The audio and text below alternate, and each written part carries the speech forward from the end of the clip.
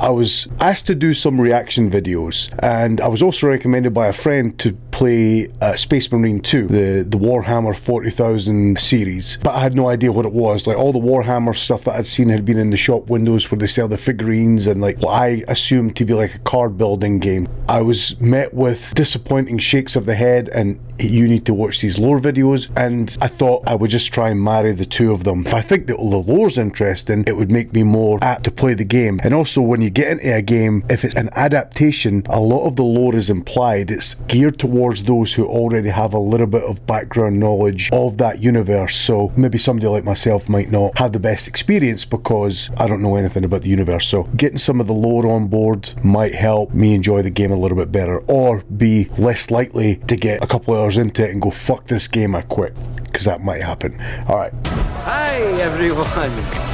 Hi everyone. Shut up, Shrek, you dick. Shrek has ruined my life.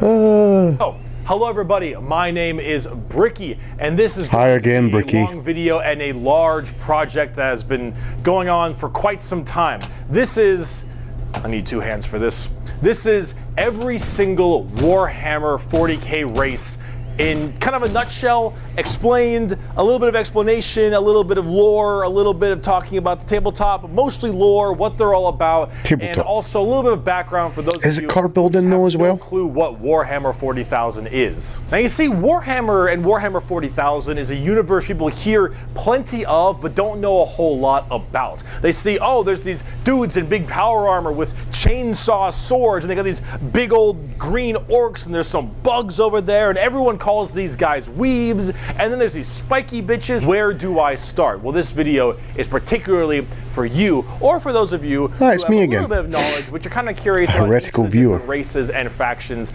in Warhammer. So overall, the Warhammer universe is vast. This is as far as we got, looking at the size of the universe. And each different faction is so and then different these symbols. with the things that they believe in. And some are human, some are transhuman, like where they all have all these crazy ass electronics on them. You've got aliens and you've got the chaos factions, and there's so much to entail that I decided to embark on this project to tell you what each and every single one of them is about, and what the Warhammer universe is about as well, to give at least a little bit of an intro to this extremely bloated but very, very enjoyable world that I and many others partake in. So I will be explaining every single faction in the Warhammer 40k universe, at least all the factions you can. Shadowloo up here, this Astru Militarum and the Space Marines look very similar, obviously with the sword.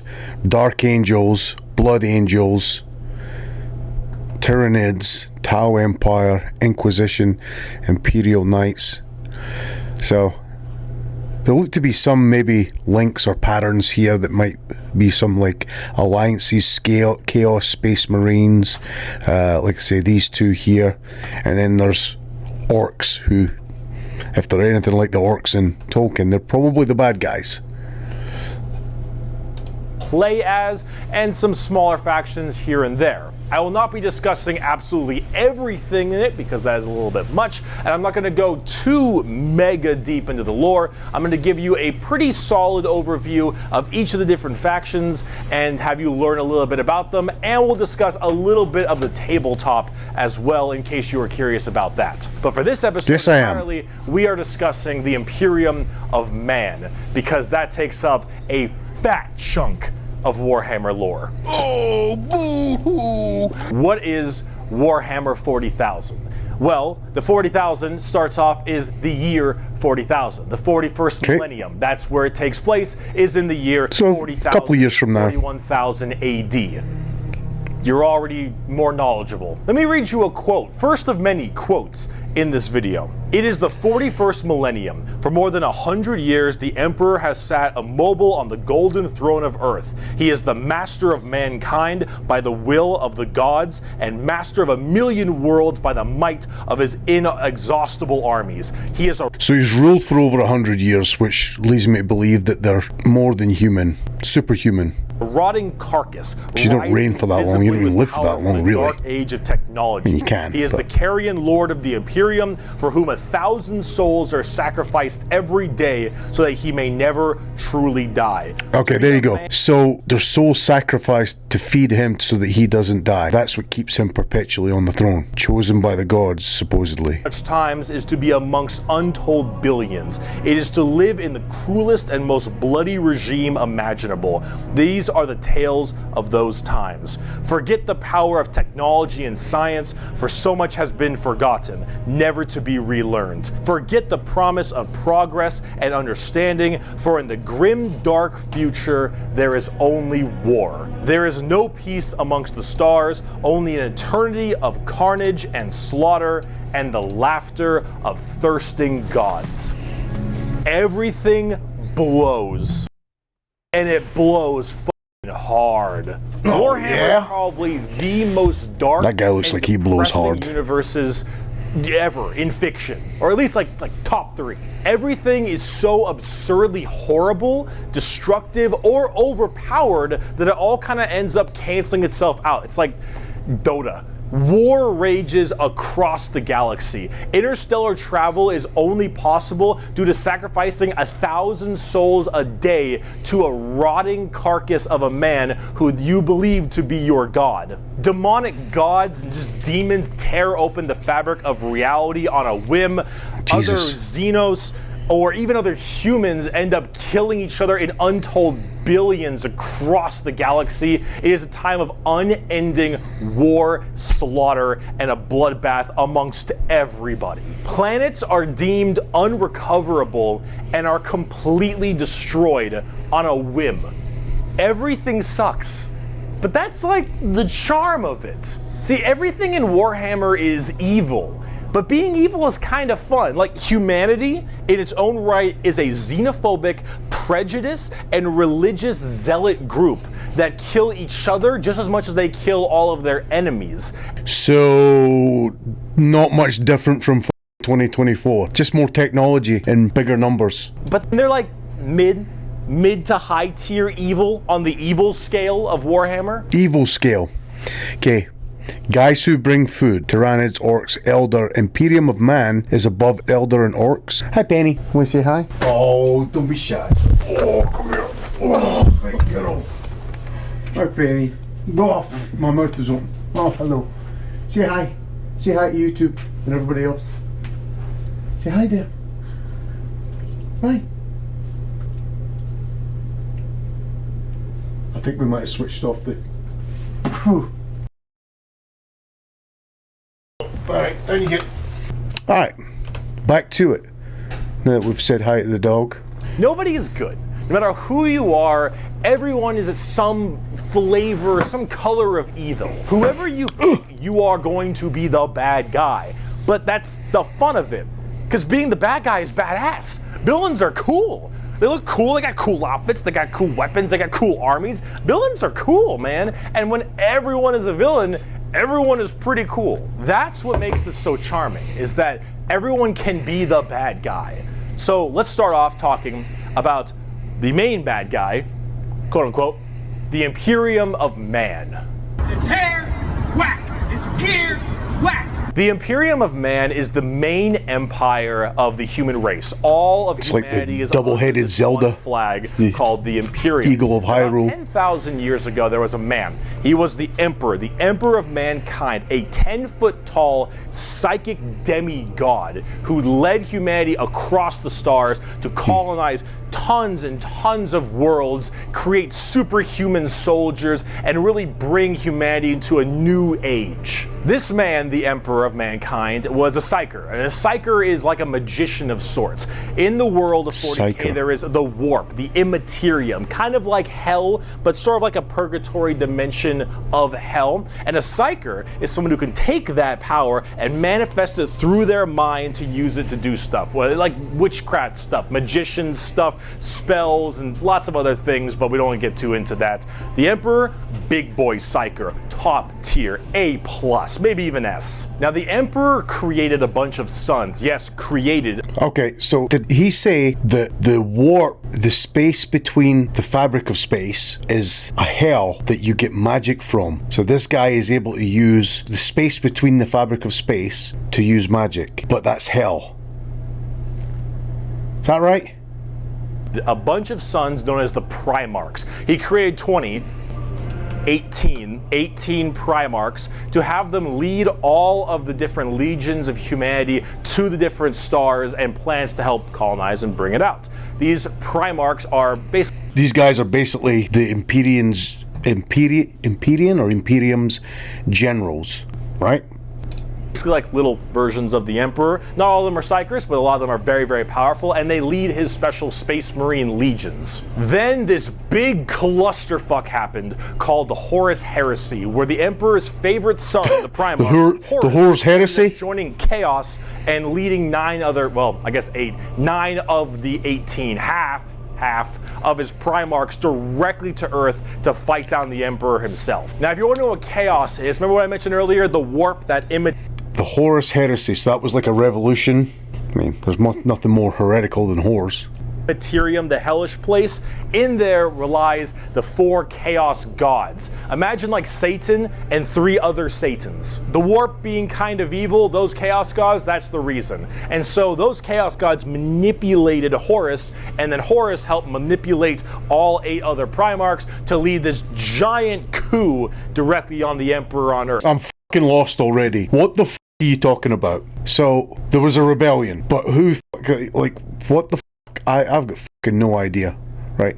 So that's the Imperium, right? You've got these Primarchs, 18 Primarchs, and then we're talking about the 4 evil gods, like the 4 Satans in the warp that inherently make the warp evil. Are they influencing these guys with their evil to make them war at each other? The warp being kind of evil, those chaos gods, that's the reason. And so those chaos gods manipulated Horus, and then Horus helped manipulate all 8 other Primarchs to lead this giant coup directly on the Emperor on Earth. And they fucked up shit. After this huge civil war, Horus died, but not before brutally wounding the Emperor, and right at the end of his life, they put the Emperor on this large golden throne on Earth, in which he is now alive, just barely, but slowly rotting away, powering something called the Astronomicon, so long as he stays alive, and is fed 1,000 people a day. Okay. The Astronomicon is... Alright, so the Imperium got injured in the Civil War, but he has to stay alive. I don't know why he has to stay alive. I don't know why he just doesn't die or the gods kill him all. He was chosen by the gods, so why don't the gods just put somebody else in his place that isn't requiring 1,000 souls a day? Wouldn't that make more sense? The Astronomicon is like the North Star. If you want to do interstellar travel in 40k, you need to pass through that demonic warp I mentioned earlier. But how do you know where you're going? Well, the Emperor is there putting a nice little navigator right there. He helps navigate you to know where you're going. If you want to go from Earth to some crazy solar system across the way, you need to go through that warp. Well, maybe he's the only one that can do that. Go through there. That's why they can't replace him. It's like doing nether travel in Minecraft, so you can shorten the distance between going to areas. So long as the Emperor is alive, to get from one side of the universe to the other, you can do it because the Emperor set up the waypoints to get you from A to Z, passing through B, C, D, E, F, G, etc. But that warp is passing through hell, and then you're at risk of being corrupted by those 4 Satans, those 4 devils, demons, whatever you want to call them. And being fed 1,000 people a day to stay alive, you can do that. The moment he dies, interstellar travel's gone for all of humanity. You're so boned. Now, since the Horus Heresy 10,000 years ago, the Imperium has fallen. You know what though?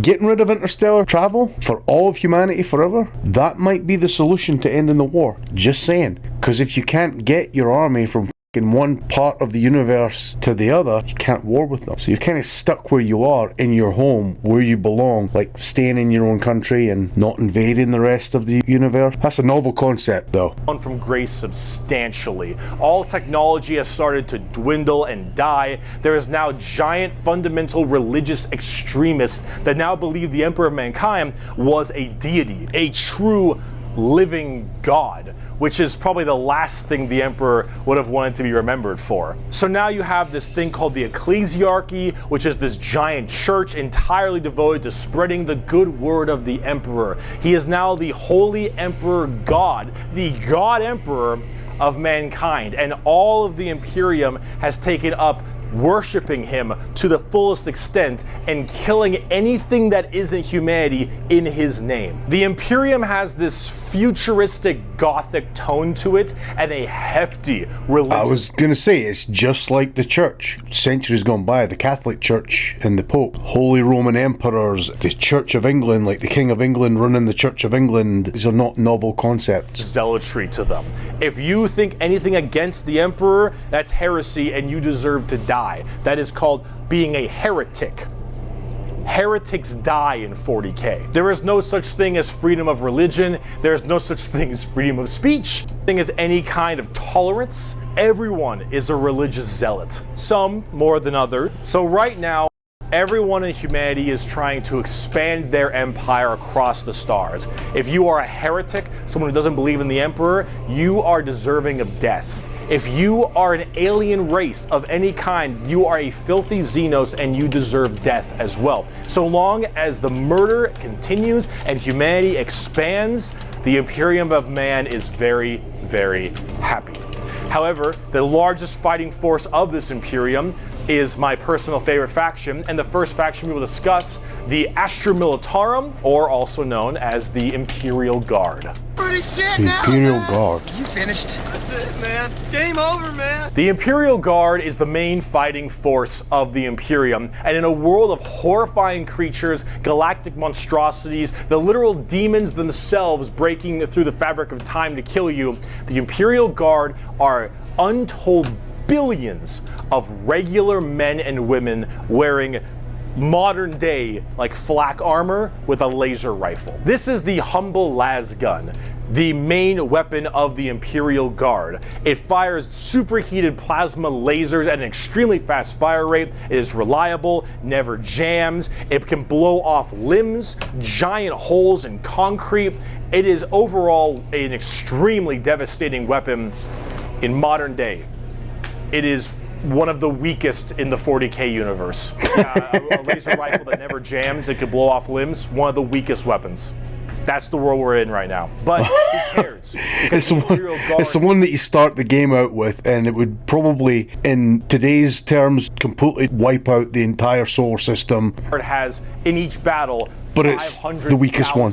30,000 large armored tanks, 10,000 artillery batteries. The Imperial Guard wins through sheer numbers, as well as high company commanders and generals on the field along with them, and multiple kinds of troops. A normal Imperial Rank Guard 1 battle starting weapon, exactly. starts off with artillery, long lines of artillery, cracking the crust of the planet underneath the enemy's feet. And as this barrage continues, hundreds of thousands of guardsmen, a sea of guardsmen, surges forward, firing and charging at everything possible while the planet rumbles as tanks roll up behind them. Gunships block out the sun and tanks block out the dirt with the steps and hoofprints of millions of guards. It is through numbers and sheer sundering firepower. They are the first and last line of defense. Atachan jungle fighters live in a death world that's more hospitable than almost any firefight they'll ever get into. So they just have this steroid-looking, giant knife, Rambo Predator-looking sons of bitches where nothing is anywhere near as scary as a simple night on their home planet. You have the Valhallan winter soldiers who haven't felt their toes in 300 years, the Mordian Iron Guard who are more interested in making their shoes shine than actually fighting a battle, and then of course the big one, the Cadians from Cadia. The biggest export of guardsmen in the entirety of the Imperium. You will fire your first gun at 5. You will disassemble and reassemble it at 10. You will have pounding artillery drills day in and day out at 15. And you'll fight your first swarm lord at 16. Yeah, and that if you guy. mention Cadia, you will burst Four into arms. an unrelenting amount of tears and sadness like I do daily. To quote I have at my command an entire battle group of the Imperial Guard, 50 regiments including specialized drop troops, stealthers, mechanized formations, armored companies, combat engineers, and mobile artillery. Over 500,000 fighting men and 30,000 tanks and artillery pieces are mine to command. Emperor, show mercy to the fool that stands against me, for I shall not. The Imperial Guard are my personal favorite faction in 40k. They're the army I collect the most, the ones I enjoy playing the most, and the one I enjoy in the lore sense a lot. There's something about just a regular man with a laser rifle being told to charge the horrors of this universe and willingly doing so for his god emperor. I guess that's one of the things that surprises me, is that there are so many infantry type soldiers. I mean, I get that that's the point of the game, like the tabletop game was to have those, but if the technology is so advanced and they have so many tanks and so many airships and all that, what's the need for boots on the ground? It's just poetic. They actually represent the main Imperial Guard. So there's the tabletop guys. Well. I get it. Large like move your tabletop that doesn't require pieces a line in of sight, place. Lots of tanks, tons of infantry, drop troops, and gunships. Overall, they're pretty similar to how they sound. So on the tabletop, you would have that setup, but in the video game, I'm assuming like that one of those guys probably represents like a whole battalion of 100,000 men, or 100,000 Marines, or 100,000 of whatever faction it is. Pretty similar to how they sound, though a little bit expensive to collect, unfortunately, and they don't hit a lot. Yeah, military. Absolutely, they're cannon fodder. It's like because you're just drowning. Imagine like you enlist, you know, all right, mom, I'm off to help the cause and all that, and you go in there and it's just like you and 500 million other dudes, and it's like, all right, you guys are gonna go see that blazing fire over there with all the explosions. You're just gonna fucking run into that. Here's your laser cannon. Go. Supper's at 5.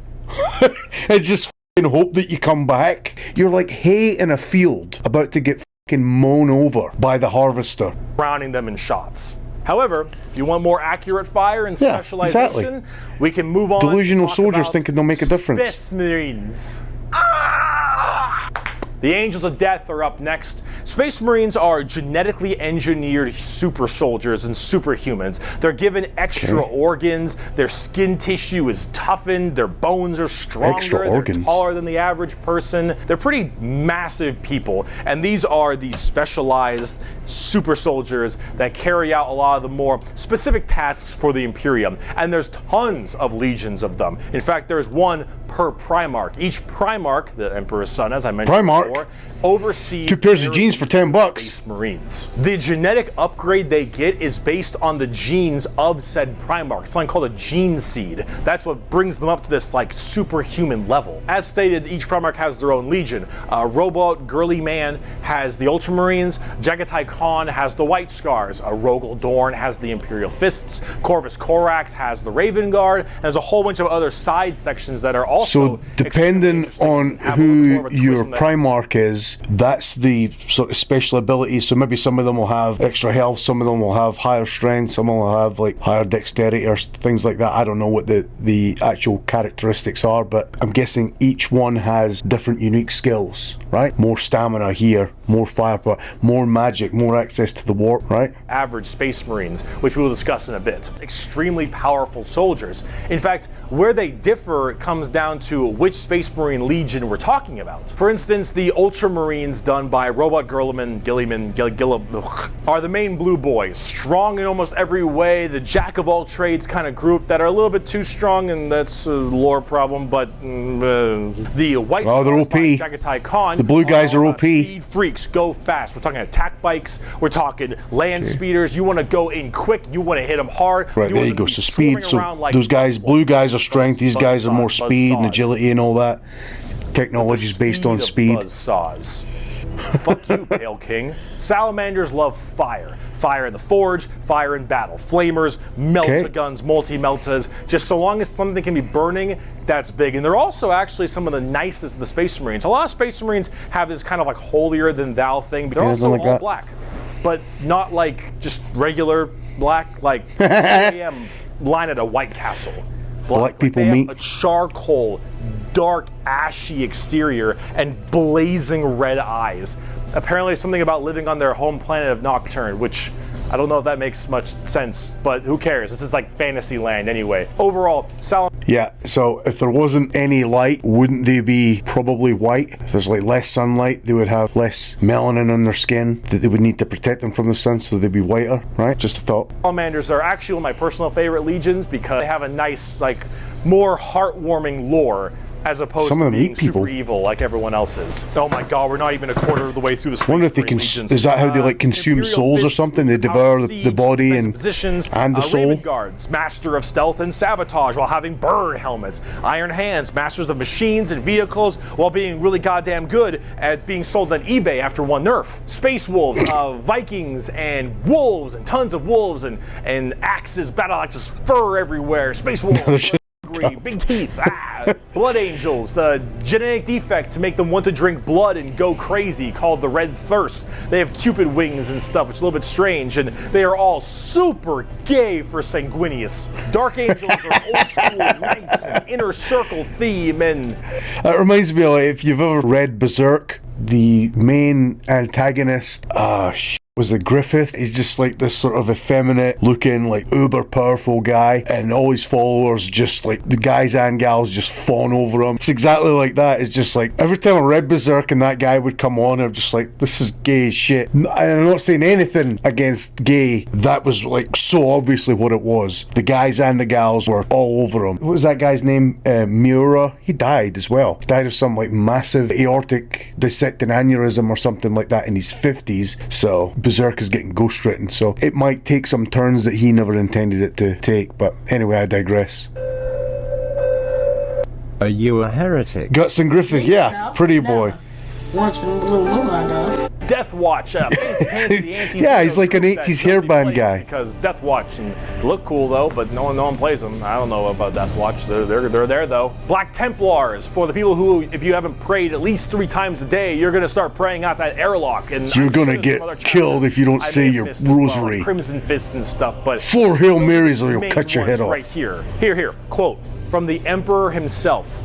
They shall be my finest warriors, these men who give of themselves to me. Like clay I shall mold them, and in the furnace of war I shall forge them. They shall be of iron will and steely sinew. In great armor I shall clad them, and with the mightiest weapons shall they be armed. They will be untouched by plague or disease, no sickness shall blight them.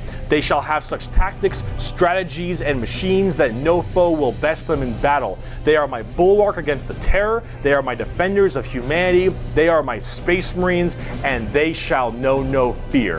And on the tabletop, they fuck. Oh, they are. As of making this video, Space Marines are laughably strong. That might change at some point, but overall, Space Marines just have it's like a Swiss Army knife, a tool for anything. Black Templars are the worst ones. It's like a gold-plated Swiss Army knife. It is extremely strong. If you are actually getting into the tabletop of Warhammer, Space Marines are a great start. Also, whatever gameplay style you have, whether you want to be sit back with long range and... I guess I'm kind of confused. It's like if the Space Marines are the ones, like, as he said, why would you not just automatically go them? I mean, in the tabletop, I'm guessing the Space Marines are maybe more expensive and it's cheaper to get some of the smaller ones, so there's an investment that way. Why would you not automatically just start off with the Space Marines? The game's called Space Marines, so I must be missing something. Heavy weaponry, go fast and run in, or even just full melee. There's stronger enemies other than Space Marines. Totally there for you. These guys are not fighting each other. These factions, these Space Marines and the Angels guys and the Templar guys, they're not fighting each other. Are they fighting together against the enemies, or is there some infighting as well? Are super badass, but unfortunately, it's time we start praying to our new god. Oh, they fight for humanity against the xenomorphs. Okay. So is it any wonder people are afraid of technology? Technology! The Adeptus Mechanicus. The Adeptus Mechanicus are a technophile cult on Mars. Now, these people are a little bit weird because they don't actually really believe in the Emperor of Mankind. And you might think, oh, whoa, Bricky, that sounds like some heresy. A little bit. They believe in the Emperor, they believe in his power, but they don't pray to him. They pray to something called the Omnissiah. And the Omnissiah is this kind of machine god that they believe permeates in all machines. And if you think, well, wait a minute, They believe in a different god as well? That sounds like super heresy. Well, yes-ish, but they also make all your guns, and they make all your tanks, and they make everything that you have? So sounds like they worship the intelligence in machines, almost like the electricity itself is part of the fabric of the god. They acknowledge the god of humanity, but they also acknowledge the power of electricity. I get it, that makes sense. You need electricity for all things, So you can't really tell them to fuck off? Because you're not gonna win nothing if you don't got stuff to shoot people with. See, their Omnissiah at least makes sense from their standpoint. They believe it to be a deity that permeates through all machines. Your Honda Civic, your standard bolt gun, your Dune Strider Walker, your giant mechs, your huge ships. The Omnissiah is present through all. And the only reason your stuff works is because the machine's spirit in it says it works. If you want your gun... So the electricity to power the machine, or the battery that provides the electrical current, the electrical power to the machine makes it work. It's electricity. These Martian guys worship electricity. I figured it out. To work, your tank to run, you must pray to it. And I mean full stop. You see? Pray to the gods of the power company and be like, please don't disconnect my power. Let me go to the shop and buy a £15 power card and put it in the meter. I don't know if they had power cards in America. That's some 1980s Scotland and England stuff where like you had a meter and you had a card that you would go to the shop and buy the card and you would slide it in the meter and it would give time to the meter so that you wouldn't run out of electricity. People who would actually run out of electricity in the middle of the night and they would have to like scrape through their old cars to see if they had just a few minutes on an old card, or run next door and see if the neighbour had an extra power card. It's bizarre to think about it now, but that's the way shit was. Start chanting in high Gothic. You need to burn incense. You need to sit on your knees and pray to that car. You need to rub oil on your robes, and you need to go ahomina, homina, homina, homina, homina, homina. Full stop. If you want your damn thing to work, if you want your gun to fire, you need to do that. They are very bizarre, and they actually have a bit of a point because it's obviously working. And if you look at them, I don't know how that works. So they obviously know something about what they're doing. These are these weirdos. Here, the Omnissiah Creed, the credo, Omnissiah Creed. There is no truth in flesh, only betrayal. There is no strength in flesh, only weakness. There is no constancy in flesh, only decay. There is no certainty in flesh, but death.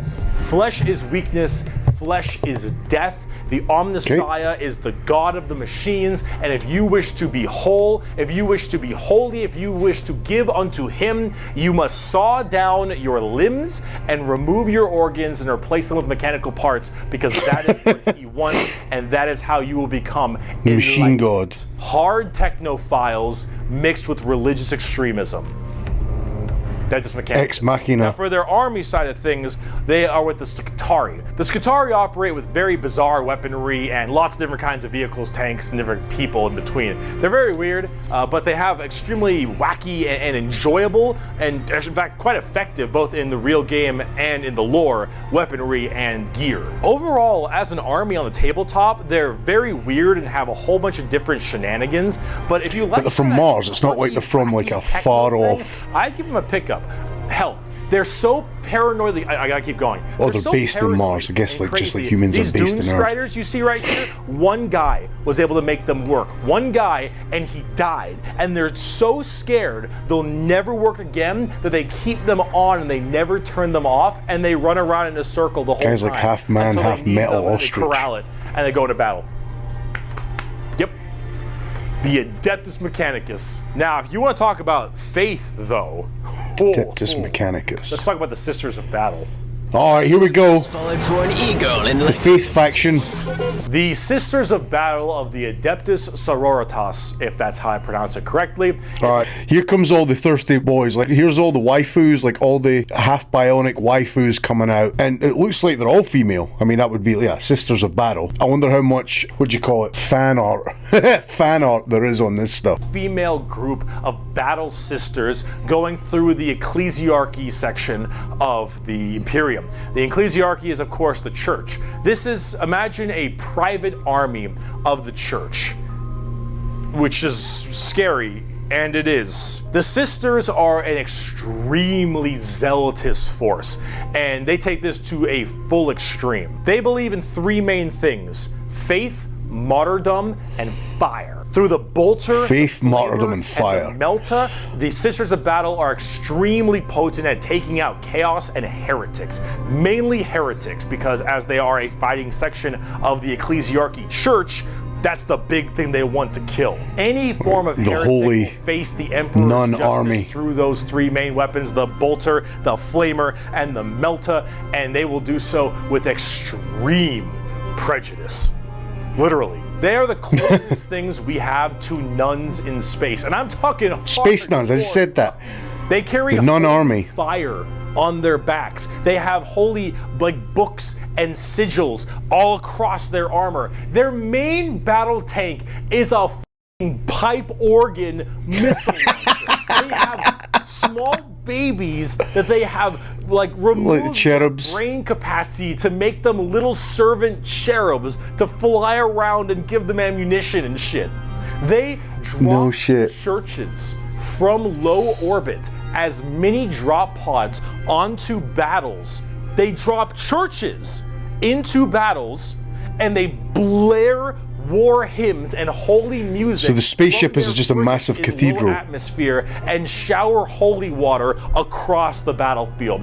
These are the people you are dealing with, and they're fucking awesome. They can literally stave off demons on the tabletop because their faith is that strong. Remember the warp, the demons from the warp? Well, the warp also manifests in your mind. All of your even planets called grave worlds, billions of space marines buried. It's the Immaterium, the place of the dead all babies things. that So they if you are turned that an mentally fortified, undead cyborg that mentally strong servants to reload their armor, reload their ammunition. And all these girls, oh, not a crack in that mental armor. Now, as much as a meme, not a crack in their makeup either. As much as their models look a lot like Ongo Gabloglian, yeah, which I can't unsee anymore. I gotta say, I love their design. I think they're extremely cool. They're another army that I'm currently collecting. They just released a whole new line of figures very recently,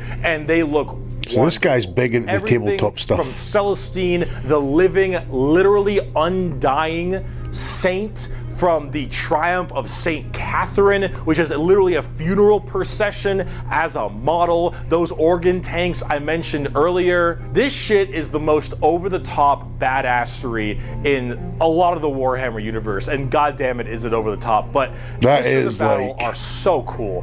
While I'm a guardsman at heart, oh, this is they've taken girl power faction. to the nth degree. Flamer Burst and Melta Blast, the mutant, the heretic, and the traitor alike are cleansed of their sin of existence. So it has been for 5 millennia, so shall it be until the end of time. And speaking of burning demons, I can see! I can fight! the Grey Knights are the first army I actually collected back in 7th edition. The Grey Knights are a super secretive and much more old school look at power armored knights, except they are all psychers. All of them have that crazy space magic magician. They've got that magic For as every well. 100,000 guardsmen, there's one Grey Knight. For every 10,000 Sisters of Battle, there's one Grey Knight. For every 1,000 Space Marines, there's one Grey Knight. Grey Knights are the strongest of the strong, both in mental will and absolute just strength. These are Space Marines that are all high-level psychers, all of them able to specifically do one goal, and that is kill demons. The Emperor believed that the demons of chaos were the #1 threat to the Imperium, and he probably... Every, like, faction that they talk about just gets, like, cooler and more overpowered, and then has, like, its own little quirk to it that's like, no, that's the coolest. Oh, no, that's super cool. No, that's cool. No, forget all the other shit. This one's cool. And it just keeps fucking going. Probably is right.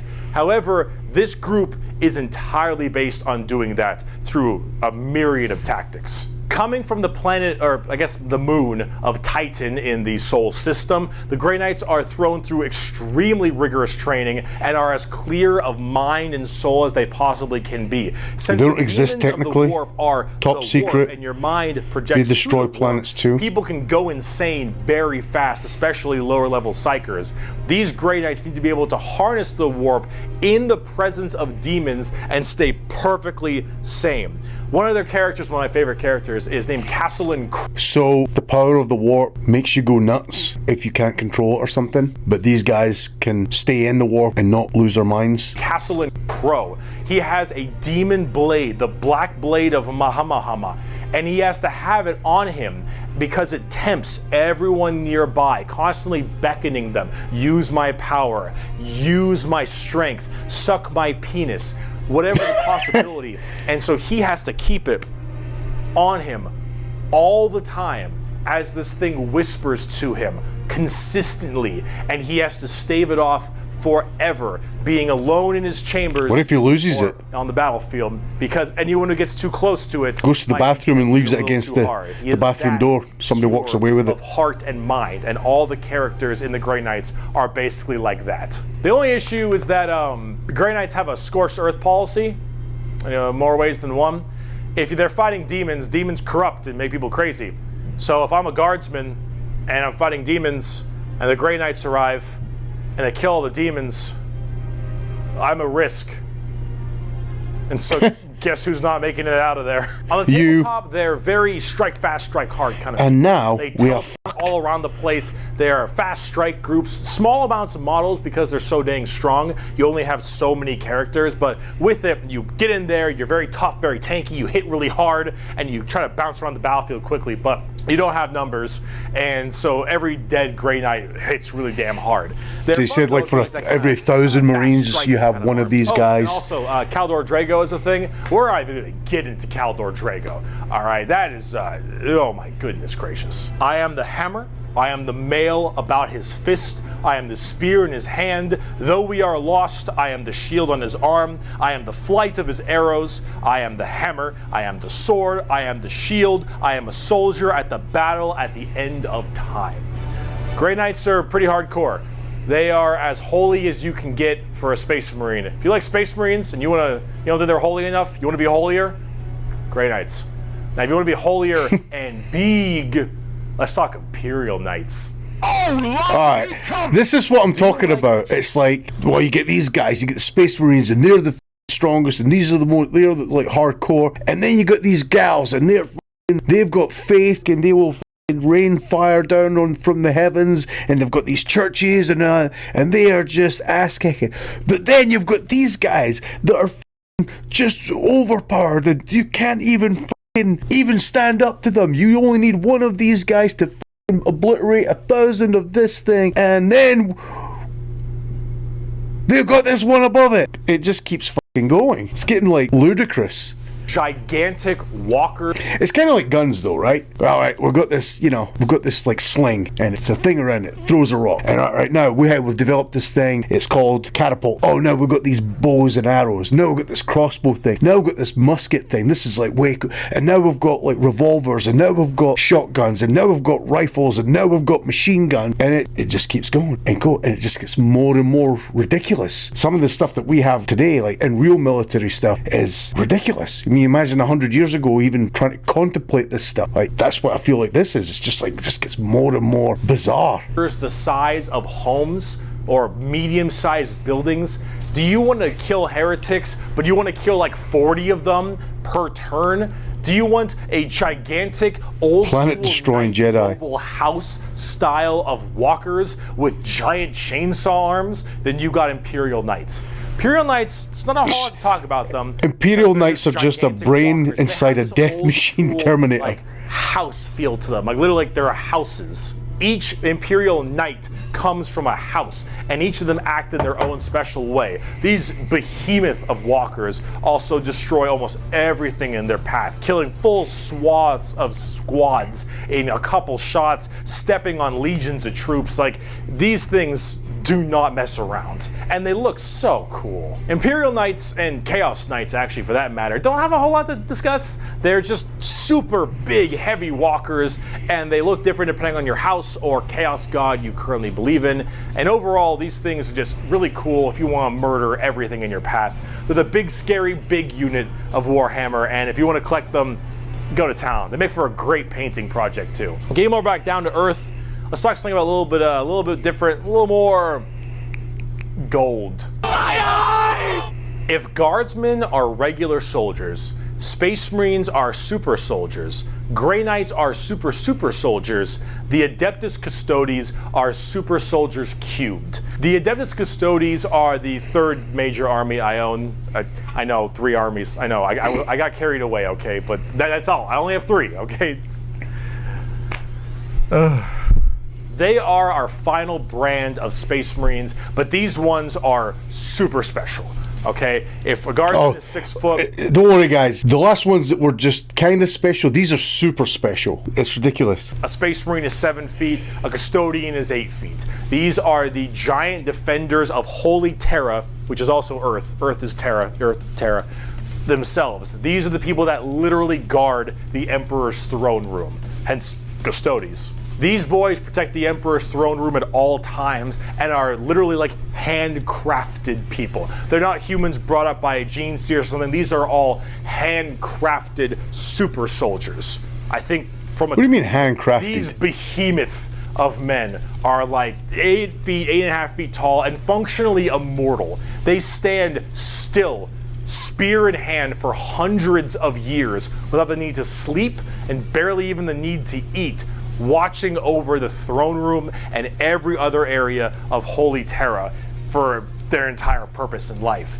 And oh my lord, are they terrifying. These Custodians put Space Marines to shame. If you liked your super soldiers, these are your super mega soldiers. One of super mega ultra soldiers. Probably 3 Space Marines and most likely win. There are many different groups of Custodians as well, like the Solar Watch, or there's also one of my personal favorites. Custodians. It's like, all right, we've got Space Marines, we've got super Iron Giant mega Space Marines, we've got holy female angel of death raining down on you with lightning bolts and dropping churches on your ass, and then we've got the space janitors who are just in charge of everything. The space custodians, they're going to mop the floor with you. The Aquilian Shield. The Aquilian Shield go out to seemingly unimportant individuals and protect them because they believe that they are going to be doing something very important in their lives. For instance, let's say a regular guardsman gets the protection of this giant 8.5 foot tall golden god because that guardsman will end up becoming a general one day or something of that nature. The Custodians work in mysterious ways and are almost always like a gun, scythe, spear, these rifle are pretty horrifying, both on the tabletop as well as in the lore.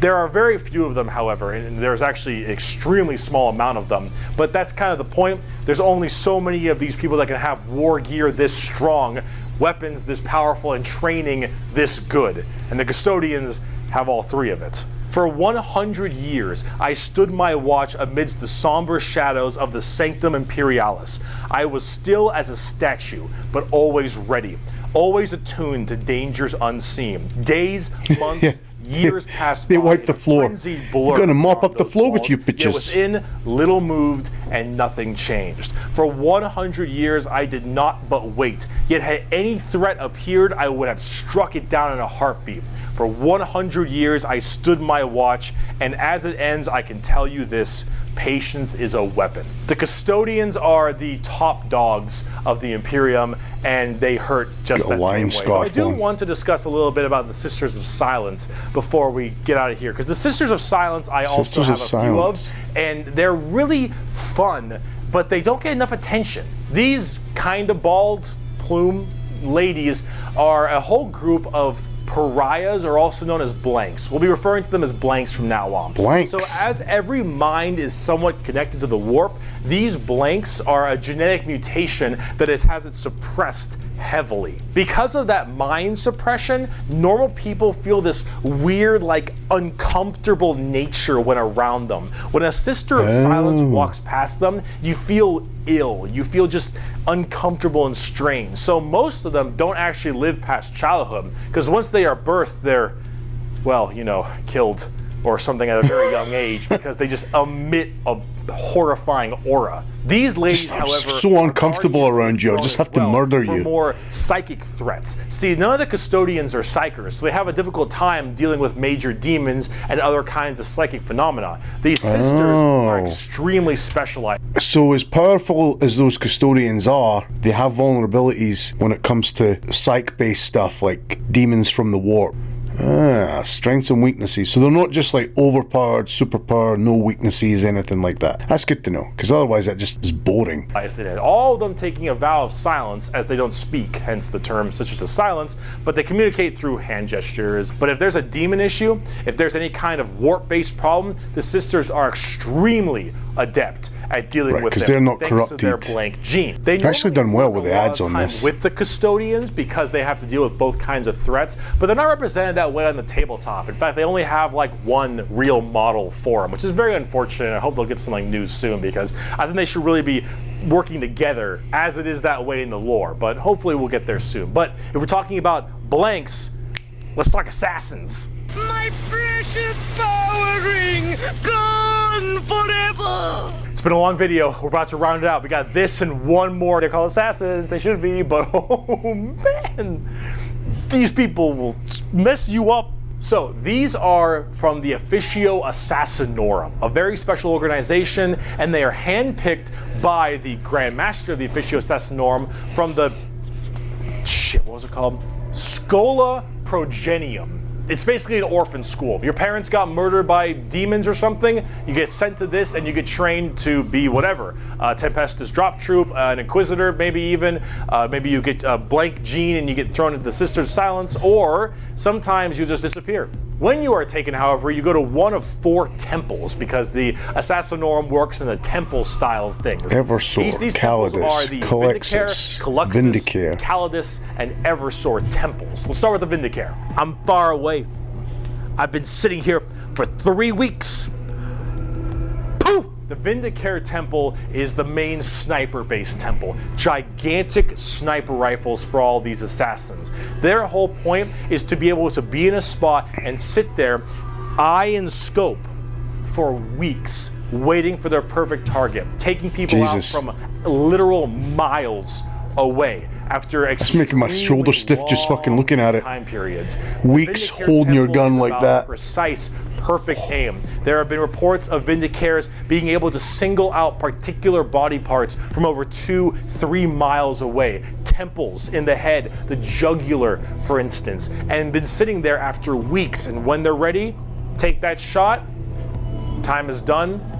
Packs them up. The Calidus Temple, however, is a lot more about shape-shifting and deviant art. It's mostly a female-based one, or at least it seems to be, and this allows a lot of body augmentation for certain individuals. Yeah, body augmentation. Does her armor have to be so like anatomically specific to where even her nether regions are anatomically congruent, shall we say? Able to kind of people are perverted. morph themselves and infiltrate areas that are problems. These assassins will end up taking missions that take them years, 2-3 years. Oh, hang on. Unless it's like just like spandex or something like that. I thought it was actual armor. It might be like a super Kevlar or something, like skin tight armor. Infiltrate a heretical group and slowly work their way up just to get enough time to put a bullet into the main target's head and then escape unharmed. Or become the main target and sabotage it from within. These are all completely about deception, mind tricks, polymorphing, and everything in between. And lots of drawings. Lots of drawings. The Eversword Temple. Kind of disturbing one. The Eversword Temple is about when you don't want anything to come back alive, friend or foe. You want it all dead. An Eversword is psychogenically conditioned with just psychotherapy and psychological torture to only feel violence, hatred, and anger. It does the Clockwork Orange style of thing of just making you forced to watch never-ending pain and misery and psycho conditioning, I guess is the term. And then they pump you full of tons of psychedelic drugs and they cryo-freeze you. And then they drop you in an area where they just want to make sure everything is dead. And then you defrost, full of just all this insane, mind-boggling psychotherapy and psychedelic drugs.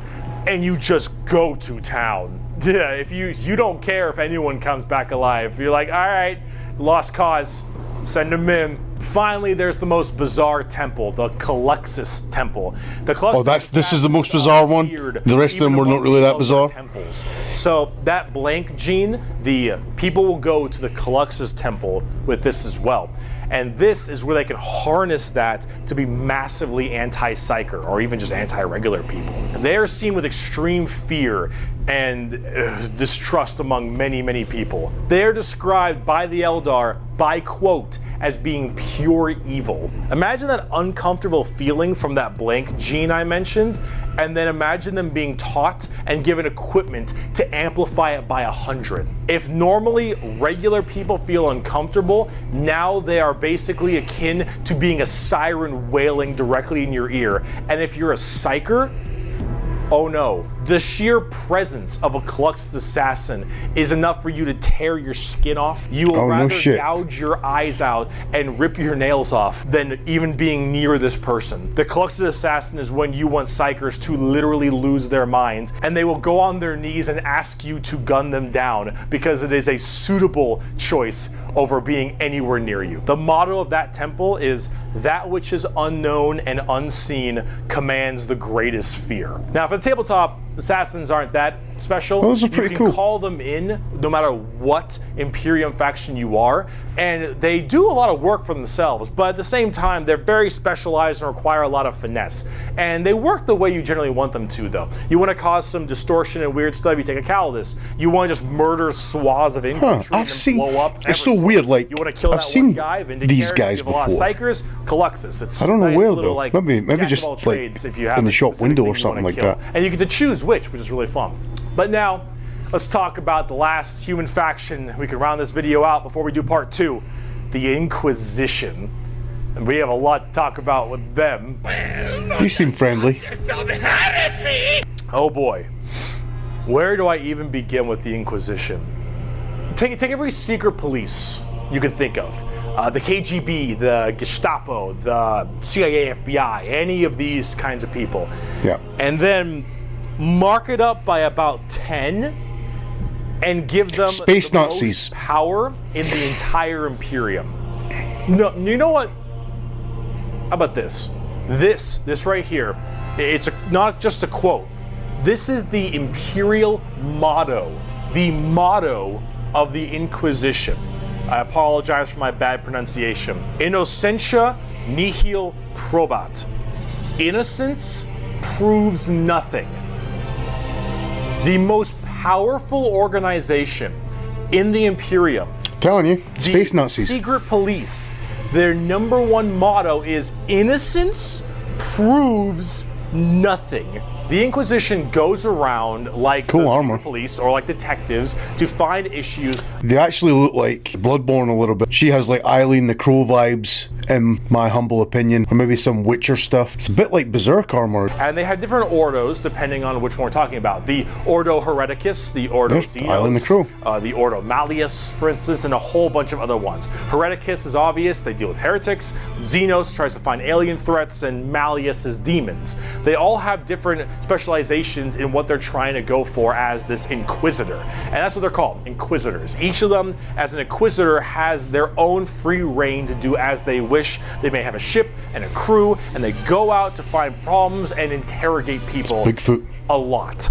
They are above the law in every department over Space Marines. Now, the Space Marines might argue against them and stuff, and there might be a lot of blowback, but technically they are above them. We will ask the questions.